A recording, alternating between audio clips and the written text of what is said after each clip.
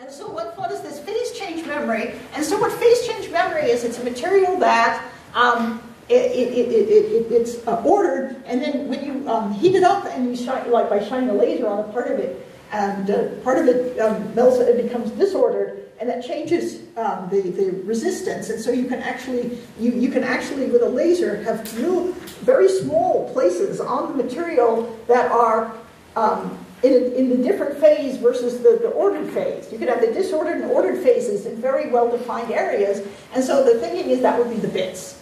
And so you can see here the difference between the ordered and the disordered phases. And this material is actually the same material that makes CDs. So here is Simone Rao, who's a researcher. She's now at Yorktown Heights, and that's her reflection. But you can see it's the same material, but of course we use it in much smaller quantities. We don't actually use the full disk, but it's actually the same material. And so it has some very good characteristics.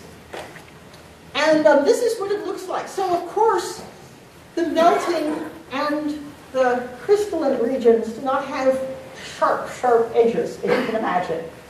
Even this material, with its well-defined, and you have a very narrow laser point and so forth, there is some gradation of the amount of material which has as phase change.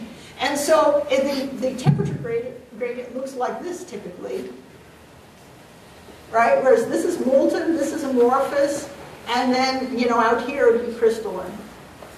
And so the key is to try to get this region well-defined. And so people are actually making these materials, and they can, the problem is, if the crystallization is slow, then you have trouble when you're setting and resetting the material. So this rate of crystallization and recrystallization is an issue, and it turns out that having things on the nanoscale is critical. Because if you have, for example, 65 nanometer patterns of these things, then the crystallization temperature is about 250 degrees. You can read it off here.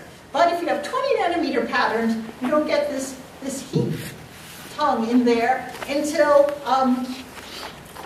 it changes by 20 degrees. So if you make this smaller, the 20 nanometer structures are actually much better performance than the 65. So this is actually what one looks like.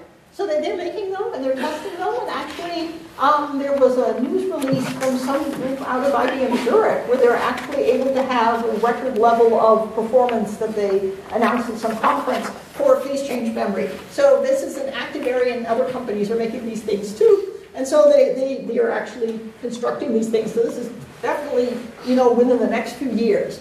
And so other ways to high density memory are to stack things up. So you can go from just one stack to two, to multiple levels, to 3D layers. And so, for instance, this system was demonstrated in 2005. This was demonstrated in 2007. And now we're talking of full multiple stacks. And so here we see an announcement. And all of these things these days are multi-level cells. So going into 3D is not something for the future, it's actually for now. And so it's just a question of to what extent that one can stack these things up. So here's, for instance, some structures that are made, an anti-fuse and Toshiba flash memory. You can see the number of different layers that are in this. So this is an active, people are using these things in their 3D, and I will be showing you in a minute a racetrack memory, which actually takes this to an extreme where it's in the loop. So this is the memory and storage. It's called latency, the amount of time it takes to read and write the material in a perspective. So down here at the fastest, in nanosecond time scale, are CPU operations. So the actual thinking part of the computer and the operations it does, that's on the scale of a nanosecond. Then getting data from cache, that's about 10 nanoseconds. Getting data from DRAM or storage class memory, that would be 60 nanoseconds. Writing data to the storage class memory is 100 to 1,000 nanoseconds. So you see storage class memory, that's the SCM. storage class memory in the red actually fits very well with the very fastest of the things. Here's flash all the way up here, 20 nanoseconds, right? So that's to read a flash. So and then down here is write to flash, 1 microsecond. So writing to flash is very slow compared to the storage class memory. Reading or writing to a hard disk drive and magnetic disk, that's 5 microseconds, and then getting data from tape, 40 seconds. So much slower. So you can see that storage class memory, the hope it has of getting in here, because it would make things much faster. It would also make things much cheaper, because as density goes up and the patterning density goes up, and you can see down here storage class memory is in this kind of magenta rectangle here, which is blown up to here. And you can see it's down here that storage class memory is predicted to actually become an actual product, and it fits very well with the scheme of the other memory. And there's another way of putting storage class memory. This is a plot of cost versus performance. And so these are this is the hard disk drive with the disks, and here's different flash memories, and the DRAM and the SRAM, which are actually the fastest memory in your computer. And here's where storage class memory sits. It's kind of here. It's for what one can say is for a given cost, the performance is much better than hard disk drives. Now, for a given performance, some of these other things are slightly still better, but the storage class memory does it for a cheaper cost. So, the outlook for phase change memories is good, and the question is, what happens when the number of atoms becomes countable? And that's the question for a lot of this nano stuff. What happens when instead of having the material be 80 atoms wide, it becomes 8 or 6 atoms wide, right? Then we start to get down to limits that start to be a real challenge. But up until then, scaling appears to be good. So, but there are other things.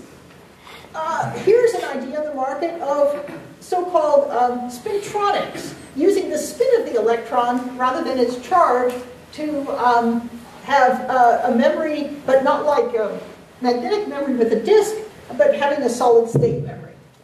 So spintronics first has been in sensors. I showed you the picture of the read head and the memory that's been there for a while, and now they're talking about having it in logic and these so-called racetrack.